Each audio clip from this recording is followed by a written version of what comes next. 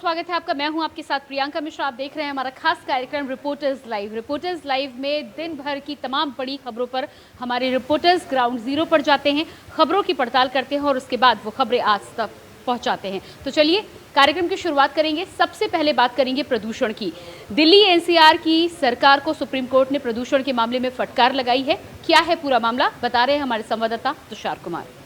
दिल्ली के पर्यावरण मंत्री गोपाल राय ने दिल्ली में प्रदूषण की स्थिति को गंभीर देखते हुए एक बड़ा बयान दिया है। बता दें कि उन्होंने कहा है कि दिल्ली एनसीआर में जो देर रात बारिश हुई है उसका प्रदूषण पर काफी गहरा असर पड़ा है। कहा है कि उन्होंने ये जो बारिश हुई है उसका प्रदूषण पर सकारात्मक प्रभाव पड़ा है। दिल्ली एनसीआर में प्रदूषण और पराली जलाने वाले के मामले में सुप्रीम कोर्ट ने फिर से दिल्ली सरकार को फटकार लगाई है। दिल्ली में प्रदूषण कम करने के लिए दिल्ली सरकार द्वारा प्रस्तावित ऑड इवन योजना पर एक बार फिर से सुप्रीम कोर्ट ने सवाल उठाए हैं और कहा है कि आपको जो करना है आप करें। कल आप कहेंगे कि सुप्रीम कोर्ट ने करने नहीं दिया। हम बस ये कहना चाहते हैं कि ये जो असर हो रहा है स्कीम है, आप अपना फैसला लीजिए। बता दें कि दिल्ली में बढ़ते प्रदूषण को लेकर सुप्रीम कोर्ट में शुक्रवार 10 नवंबर को सुनवाई हुई। सुप्रीम कोर्ट ने कहा कि हर साल जब हम दखल देते हैं तभी एक्शन क्यों लिया जाता है। दिल्ली सरकार को फटकार लगाते हुए कोर्ट ने कहा कि हम नतीजा देखना चाहते हैं। इस दौरान दिल्ली अमेरिका और भारत के बीच द्विपक्षीय वार्ता हुई जिसमें डिफेंस समेत कई अहम मुद्दों पर चर्चा की गई। इस पूरी खबर पर जानकारी दे रहे हैं हमारे संवाददाता नितिन चौधरी। अमेरिका के विदेश मंत्री और रक्षा मंत्री इस वक्त भारत में हैं। बता दें कि जिस तरीके से अमेरिका के जो रक्षा मंत्री हैं वो पहले से ही दिल्ली में मौजूद थे। बताया जा रहा है कि एक 5वीं वार्ता है। वार्ता को जिस तरीके से वार्ता करी गई है वो काफ़ी अहम मुद्दों को लेकर जो है वार्ता कराई गई है। बता दें कि पहले से रक्षा मंत्री जो है दिल्ली के दौरे पे थे, उसके बाद विदेश मंत्री खुद दिल्ली के दौरे पे रात पहुंचे हैं। लगातार ये कहीं ना कहीं जो है इजराइल और इसराइल जिस तरीके से युद्ध हो रहा है, युद्ध को सिमटने के लिए भी पूरी तरीके से भारत से जो वार्ता हुई है ये अहम बैठक बताई जा रही है। अमेरिका की 2+2 मंत्री स्तरीय वार्ता शुरू हुई है। इस बातचीत से पहले विदेश मंत्री जयशंकर और अमेरिका के विदेश मंत्री एंटी ब्लिंकन दोनों से की मुलाकात हुई है। इसी साल जून और सितंबर में प्रधानमंत्री नरेंद्र मोदी और अमेरिका के राष्ट्रपति जो बाइडेन के बीच मुलाकात हुई थी। इस मुलाकात नीतीश की टिप्पणी पर फिर हुआ बवाल। विधानसभा में मांझी खुद बैठे धरने पर। क्या है पूरी खबर, बता रही है हमारी संवाददाता जूही सिंह।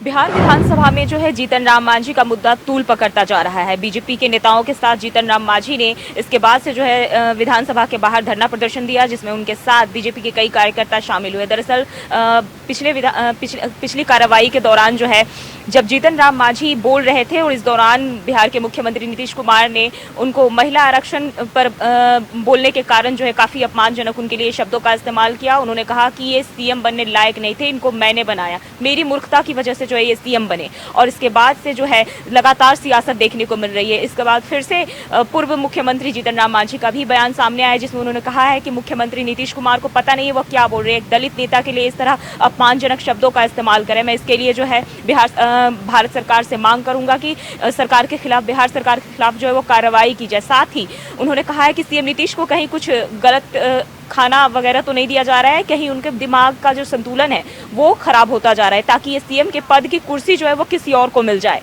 उनका कहीं ना कहीं ये सीधा निशाना जो है तेजस्वी यादव को लेकर था कि एक बार फिर से उनके मानसिक संतुलन की जांच कराई जाए। देहरादून के राजपुर रोड स्थित रिलायंस ज्वेलर्स में हुई करोड़ों की डकैती। खबर पर ज्यादा जानकारी दे रहे हैं हमारे संवाददाता तुषार गुप्ता। देहरादून में हुई डकैती को अब 24 घंटे बीत चुके हैं और मैं आपको पहले लोकेशन दिखाना चाहूँगा कि कहाँ पर ये चोरी हुई है। देहरादून का ये मुख्य मार्ग है राजपुर रोड। आपने जब भी देहरादून आए होंगे तो ये मार्ग जरूर सुना होगा। आप देख सकते हैं कि ये भीड़ लगातार इसमें बनी हुई रहती है और साथ साथ इससे अत्यधिक भीड़ भी देखने को मिलती है, लेकिन ये आम भीड़ है। और सामने आप देख सकते हैं कि रिलायंस ज्वेलर्स का ये शोरूम है और कल यहाँ पर करीब 5 डकैत अंदर घुसे थे और करीब 20 कर्मचारियों को उन्होंने बंधक बनाया और 30 करोड़ की चोरी यहाँ से की। और डकैती करने के बाद बंदूक के बल पर ये पूरी डकैती की गई। और साथ साथ जब ये डकैत बाइक के माध्यम से यहाँ पहुँचे थे, बाहर मैं आपको दिखाना चाहूँगा, एक डकैत बाहर खड़ा हुआ था जो गतिविधियाँ देख रहा था बाहर की, और 4 डकैत अंदर थे जो मुख्य रूप से जो डकैती को अंजाम दे रहे थे। वहीं ये 5 जो लोग थे इनका पैटर्न भी सेम आ रहा है। जो देश भर में जिस तरह से रिलायंस ज्वेलर्स पे चोरी की जा रही है, कई और भी घटनाएं ऐसी हुई हैं जिसमें दिन दहाड़े रिलायंस ज्वेलर्स को ही निशाना बनाकर यहाँ से करोड़ों रुपए की चोरी की गई है। और देहरादून में मौसम विभाग का पूर्वानुमान सच साबित हुआ है। खबर पर ज्यादा जानकारी दे रहे हैं हमारे संवाददाता अभय क्यातुरा। उत्तराखंड में एक बार फिर मौसम विभाग की भविष्यवाणी सच साबित हुई है। मौसम विभाग ने कहा था 9-10 तारीख को मौसम में परिवर्तन होगा और आज वही चीज यहाँ देखने को मिल रही है। देहरादून और उसके आसपास के क्षेत्रों में हल्की बारिश शुरू हो चुकी है। सुबह से ही लगातार मौसम विभाग की जो पूर्वानुमान था वो सच साबित होने लगा था। उत्तराखंड के जो जनपद हैं, आप देहरादून, टिहरी, पौड़ी, इन जनपदों में, हरिद्वार जनपदों में हल्की हल्की बारिश या बूंदाबांदी शुरू हो चुकी है। और इस मौसम के बदलने के साथ ये कह सकते हैं कि जो तापमान है उस तापमान में भी गिरावट नजर आ रही है। और मौसम विभाग ने साफ तौर पर कहा है कि अगले 24 जो घंटे हैं उन 24 घंटों में हल्की बारिश रहेगी और उसके बाद फिर मौसम साफ होना शुरू होगा, लेकिन तापमान में लगातार गिरावट नजर आएगी। कैमरामैन हसनैन साथ अभय कैंतुरा, इंडिया वॉइस, देहरादून। देहरादून के बाजारों में दिवाली और धनतेरस की धूम देखी जा रही है। खबर पर ज्यादा जानकारी दे रहे हैं संवाददाता तुषार गुप्ता। दीपावली को कुछ ही दिन शेष बचे हैं और आज धनतेरस है। ऐसे में जो भीड़ है वो मुख्य बाज़ारों में देखने को मिल रही है। देहरादून की बात की जाए तो मैं अभी मौजूद हूँ पलटन बाज़ार में और आप देख सकते हैं जो भीड़ है वो जो आम दिनों से अत्यधिक यहाँ पर नज़र आ रही है। जो लोग हैं वो ख़रीदारी करने के लिए मार्केटों पे कहा जा सकता है कि ख़रीदारी के लिए वो पहुँच चुके हैं और तमाम तरह की आप चीज़ें देख सकते हैं क्योंकि दिवाली है। सजावट लोग अपनी इस दिन करते हैं, घरों को सजाते हैं। ऐसे में आप तरह तरह के जो कहा जा सकता है जो सजावट के सामान हैं वो यहाँ पर नज़र आ रहे हैं। साथ साथ ज्वेलरी की आज धनतेरस होने के कारण जो ज्वेलरी की दुकान है वहाँ पर भीड़ नज़र आ रही है। तो तमाम जो लोग हैं वो आज धनतेरस के दिन शॉपिंग करते हुए नज़र आ रहे हैं क्योंकि कल छोटी दिवाली है, परसों बड़ी दिवाली है। ऐसे में लोग अपने घर के सजावट के अत्यधिक सामान जो होते हैं, फूल या फिर आर्टिफिशियल फ्लावर्स की जो बिक्री है वो अत्यधिक देखने को मिल रही है। पलटन बाज़ार की बात की जाए तो यहाँ पर कपड़ों की अत्यधिक शॉपिंग भी होती है, तो लोग आज कपड़े भी इस दिन ले रहे हैं। वहीं अगर बात की जाए धनतेरस की तो धनतेरस में लोग बर्तन लेते हैं, चांदी सोना लेते हैं, साथ साथ नई वाहन भी लेते हैं। ऐसे में जो विभिन्न दुकानें हैं वहाँ पर भीड़ देखने को मिल रही है। और वहीं अगर पलटन बाज़ार, धामावाला, आड़त बाज़ार जो देहरादून के मुख्य बाज़ार है वहाँ पर अत्यधिक भीड़ साफ तौर पर नज़र आ रही है। तो धनतेरस जो व्यापारियों के लिए एक खुशहाली लेके आया है, वहीं जो ग्राहक हैं वो उत्साहित होकर काफ़ी खरीदारी कर रहे हैं। अगर पिछले रायबरेली में दिवाली और धनतेरस को लेकर पुलिस अलर्ट मोड पर है। क्या है पूरी खबर, बता रहे हैं संवाददाता राजू तिवारी। आगामी त्योहार के नजर रायबरेली पुलिस को अलर्ट कर दिया गया है। बता दें कि रायबरेली पुलिस अधीक्षक आलोक प्रियदर्शी के द्वारा बताया गया है कि जो त्योहार है उसके मद्देनजर रायबरेली पुलिस को पूरी तरह से एक्शन मोड में किया जा चुका है और साफ तौर से देखा जा सकता है किस तरह से रायबरेली के प्रमुख चौराहों पर और बाजारों में पुलिस की मौजूदगी देखी जा सकती है।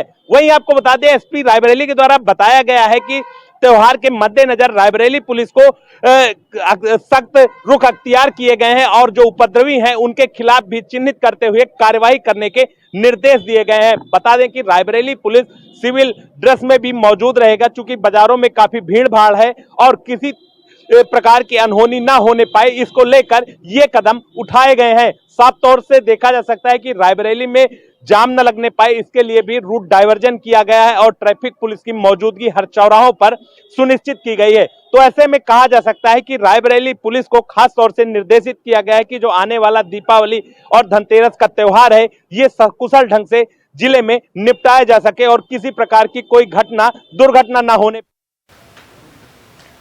मैनपुरी में लुटेरी दुल्हन अपनी गैंग के साथ गिरफ्तार। क्या है पूरी खबर, बता रहे हैं संवाददाता मुकेश कुमार।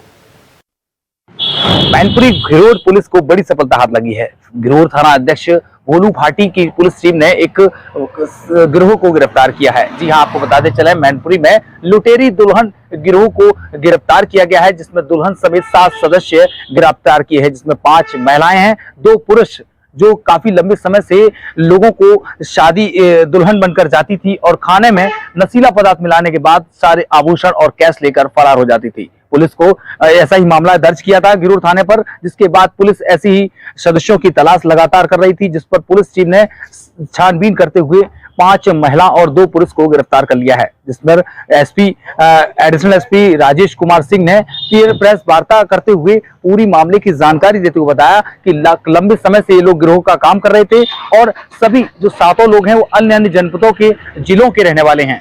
इनके पास से कैश भी बरामद हुआ है, कुछ आभूषण भी पुलिस द्वारा बरामद किए गए हैं। मैनपुरी एडिशनल एसपी राजेश कुमार सिंह ने ब्रीफ करते हुए बताया कि इस गिरोह में महिलाओं को पहले भेजा जाता था, लड़की शादी करने वाले लोगों को तलाशा जाता था जिनको शादी की अति आवश्यकता होती थी। पहले लड़की दिखाई जाती थी और उसके बाद शादी होने के बाद एक रात बीतने के बाद दुल्हन सारा सब कुछ जेवर और कैश लेकर फरार हो जाती थी। मैनपुरी से इंडिया वॉइस के लिए मुकेश कुमार। मथुरा में दिवाली को लेकर रूट डाइवर्जन किया गया है। क्या है पूरा मामला, बता रहे हैं मोहम्मद फारूक। मथुरा में दीपावली के पर्व पर रूट डाइवर्जन किया गया है। आज धनतेरस के दिन से ही रूट डाइवर्जन यातायात पुलिस द्वारा किया गया है। एसपी यातायात देवेश कुमार शर्मा द्वारा रूट डाइवर्जन का पूरा खाका खींचकर उसको तैयार किया गया है और आज से ही रूट डाइवर्जन लागू हो गया है। क्वालिटी तराई से विकास बाजार की ओर जाने वाले सभी वाहनों को प्रतिबंधित कर दिया गया है। क्वालिटी तराई से होली गेट की ओर जाने वाले 3 पहिया, 4 पहिया और भारी वाहनों को बंद कर दिया गया है और मसानी से और श्री कृष्ण जन्मभूमि और भरतपुर गेट ईदगाह तक आने वाले वाहन हैं उनको भी सबको प्रतिबंधित कर दिया गया है। भारी वाहनों को विशेषकर प्रतिबंधित किया गया है। 2 पहिया वाहनों को कुछ क्षेत्रों में एंट्री दी गई है। यातायात पुलिस द्वारा रूट डाइवर्जन दीपावली के पर्व को देखते हुए क्या किया गया है, क्योंकि दीपावली के पर्व पर भी श्री कृष्ण की नगरी मथुरा में भी तमाम श्रद्धालु आते हैं, दर्शन करते हैं और तमाम श्रद्धालु यहाँ पर दीप पर्व को भी मनाते हैं। इंडिया वॉइस के लिए मैं मोहम्मद फारूक। रायबरेली में संदिग्ध परिस्थितियों में मिला युवक का शव। ज्यादा जानकारी दे रहे हैं संवाददाता राजू तिवारी। जिले में अपराध पर अंकुश लगाने के लिए एसपी रायबरेली के द्वारा अनेक कदम उठाए जा रहे हैं और वहीं पर स्थानीय पुलिस को सक्रिय करने के लिए भी उनके द्वारा हिदायत दिया जा रहा है। लेकिन रायबरेली में स्थानीय पुलिस कर्मियों की निष्क्रियता के चलते आए दिन नए नए अपराध पनप रहे हैं और एक ऐसा ही मामला रायबरेली जिले के सलोन कोतवाली क्षेत्र के केशवापुर गांव के समीप गंगादास स्कूल के पीछे एक 22 वर्षीय युवक का शव मिलने के बाद सामने आया, जहां क्षेत्र में शव मिलने की खबर सुनते ही सनसनी फैल गई और परिवारजनों में हड़कंप का माहौल देखा गया। बता दें कि जिस तरह से रायबरेली पुलिस को एक्टिव करने के लिए एसपी आलोक प्रियदर्शी के द्वारा नए नए कदम उठाए जा रहे हैं और लगातार उनको हिदायत दिया जा रहा है कि अपने क्षेत्रों में काफी सक्रिय रहें और ऐसे में किसी अपराध पर अंकुश लगाया जा सके ताकि किसी प्रकार की घटना व दुर्घटना ना हो सके। लेकिन स्थानीय पुलिस लगातार ऐसी घटनाओं को नजरअंदाज करता हुआ देखने को मिल रहा है और आए दिन ऐसी घटनाएं सामने आ रही हैं कि रायबरेली पुलिस सवालों के घेरे में खड़ी हुई। रामपुर पब्लिक स्कूल खाली कराने पहुंची प्रशासन की टीम। क्या है पूरा मामला, बता रहे हैं सुरेश दिवाकर। हम रामपुर पब्लिक स्कूल पर मौजूद हैं और ये रामपुर पब्लिक स्कूल की तस्वीरें हैं। जो आरपीएस की बिल्डिंग थी, सपा शासनकाल में आजम खान के द्वारा 100 रुपये प्रति सालाना के हिसाब से इसको लीज पर लिया गया था और आपको बताते चले कि सपा शासनकाल चल रहा था। आजम खान ने 100 रुपये प्रति सालाना के हिसाब से इस बिल्डिंग को लीज पर लिया था। अब इस बिल्डिंग को खाली कराने की जो कवायद है वो यहाँ पर चल रही है। उसका कारण ये है कि आजम खान के द्वारा जो लीज के समय शर्तें दी गई थी आजम खान को, उन शर्तों का जो पालन था आजम खान के द्वारा इस बिल्डिंग में नहीं किया गया, जिसके बाद भाजपा जो शहर विधायक हैं इस समय आकाश सक्सेना, उन्होंने इसकी शिकायत की और शिकायत के बाद रामपुर जिलाधिकारी ने रिपोर्ट शासन को सौंपी और रिपोर्ट शासन को सौंपने के बाद योगी कैबिनेट की मीटिंग में इस बिल्डिंग की जो लीज थी उसको खारिज करने की जो बात थी वो कही गई थी और अब इसमें आजम खान को आरपीएस बिल्डिंग को खाली करने के लिए 7 दिन का समय दिया गया था। हालांकि आजम खान के द्वारा आरपीएस की बिल्डिंग को खाली नहीं कराया गया। आज नोटिस का जो दिन है वो 8वां दिन है और अब जो प्रशासन के अफसर हैं वो यहाँ पर पुलिस और काफ़ी दलबल के साथ यहाँ पर पहुँचे हैं और उसको खाली कराने की कवायद चल रही है। बताया जा रहा है सिद्धार्थनगर जिले में प्रशासन की नाक के नीचे कई जगह गांजा की तस्करी जारी है। खबर पर ज्यादा जानकारी दे रहे हैं संवाददाता राकेश कुमार। सिद्धार्थनगर जिले में मादक पदार्थों को लेकर छापेमारी जारी है, जहां अवैध तरीके से भांग के ठेके की दुकान पे जो है गांजा बेची जा रही है और मदिरा की दुकानों पे एक्स्ट्रा रेट से एक्स्ट्रा पैसे लिए जाते हैं। इन सब मामलों को लेके जो है आबकारी अधिकारी ने बताया कि अब मामले को संज्ञान में लिया गया है और जांच कराई जाएगी। जो दोषी होगा उनके खिलाफ कार्रवाई की जाएगी जब इस तरह का मामला है। लेकिन आए दिन ओवर रेटिंग के रेट से बेची जा रही हैं देसी और विदेशी शराब। आपको बताते चले कि वहीं जो है सरकारी ठेके की दुकान पे जो कि भांग के ठेके होते हैं, उस दुकान से इस तरह से मादक पदार्थ की तस्करी हो रही है, जो कि गांजा बेचा जा रहा है खुलेआम प्रशासन के आंख के नीचे, लेकिन प्रशासन तक इसकी जू तक नहीं रहती है। और ये मामला पूरे यहाँ सिद्धार्थनगर जिले में इस तरह से फैला हुआ, लेकिन फिर भी कोई कार्रवाई नहीं होती है। सिद्धार्थनगर से राकेश यादव, इंडिया।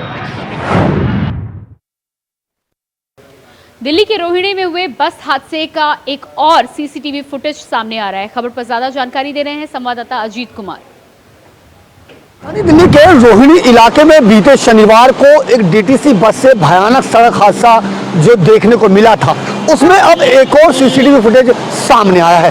इस सीसीटीवी फुटेज में साफ तौर पर देखने को मिल रहा है, क्योंकि ये जो नया सीसीटीवी फुटेज है ये बस के अंदर से सामने आया है, जिसमें साफ तौर पर दिखाई दे रहा है कि अचानक बस ड्राइवर को दौरा पड़ता है, जिसके बाद बस जो है वो अनियंत्रित हो जाती है। हालांकि इस दौरान जो बस में बैठे कंडक्टर और मार्शल जो हैं वो बस ड्राइवर को संभालने की कोशिश करते हैं, साथ में बस को भी संभालने की कोशिश करते हैं, लेकिन जिस तरीके से ड्राइवर को अचानक से दौरा पड़ता है तो बस अचानक अनियंत्रित हो जाती है और जोरदार वाहनों में टक्कर मार देती है। यह सीसीटीवी फुटेज साफ तौर पर इसको दर्शा रहा है, क्योंकि जब यह हादसा हुआ था उसके बाद लगातार कयास लगाए जा रहे थे कि बस ड्राइवर कहीं नशे में तो नहीं था या फिर उसको दौरा पड़ा था। लेकिन जिस तरीके से ये सीसीटीवी फुटेज सामने आया है वो साफ तौर पर दिखा रहा है कि बस ड्राइवर को कोई दौरा पड़ा और अचानक बस अनियंत्रित हो गई। आपको बता दें कि बीते शनिवार को दिल्ली के रोहिणी सेक्टर 4 और 3 के डिवाइडर पर बस अचानक अनियंत्रित हो गई थी, जिसमें बस ने दर्जनों वाहनों में जोरदार टक्कर मार दी थी। आपको बता दें कि उस हादसे में एक शख्स की मौत भी हो गई थी। उसके बाद लगातार कयास लगाए जा रहे थे कि बस ड्राइवर कहीं नशे में तो नहीं था या फिर बस ड्राइवर को दौरा पड़ा था। लेकिन अब जब बस के अंदर की सीसीटीवी फुटेज सामने आई है वो कहीं ना कहीं इस बात पर मुहर लगा रहे हैं कि बस ड्राइवर को अचानक एक दौरा पड़ा और जिसके बाद बस अनियंत्रित हो गई और ये एक भयंकर सड़क हादसा सामने आया। फिलहाल अभी भी पुलिस जांच का विषय है कि आखिरकार बस ड्राइवर को दौरा कैसे पड़ा और कैसे यह हादसा हुआ। और इसी के साथ रिपोर्टर्स लाइव में फिलहाल इतना ही। खबरों के लिए बने रहिए इंडिया वॉइस के साथ। नमस्कार।